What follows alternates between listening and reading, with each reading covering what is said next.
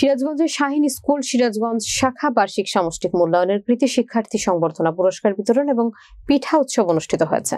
বিস্তারিত থাকছে সিরাজগঞ্জ থেকে আশরাফুল ইসলাম জয়ের তথ্যচিত্রে।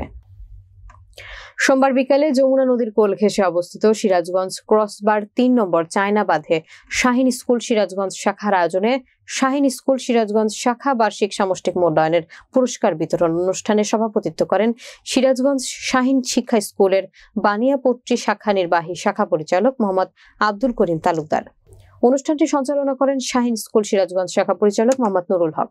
অনুষ্ঠানে প্রধান অতিথি হিসেবে উপস্থিত থেকে বার্ষিক সামষ্টিক মূল্যায়নে পুরস্কার হাতে সম্মাননা ক্রেস্ট তুলে দেন শাহীন শিক্ষা পরিবার ও শাহীন স্কুল অ্যান্ড কলেজের প্রতিষ্ঠাতা চেয়ারম্যান মোহাম্মদ মাসুদুল আমিন শাহীন।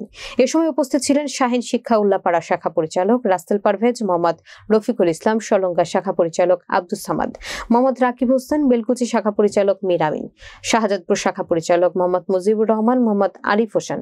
পিঠা উৎসব মিলন মেলায় পিঠা ক্রয়ের মাধ্যমে কুপন দেওয়া হয়। পরে র্যাফেল ড্র বিজয়ী 5 জনকে পুরস্কৃত করা হয়। প্রথম পুরস্কার LED 32 ইঞ্চি টিভি পুরস্কার পান নতুন ভাঙ্গাবাড়ি গ্রামের মোস্তামাদ রাশিদা খাতুনের কন্যা মিম খাতুন, প্লে শ্রেণীর ছাত্রী।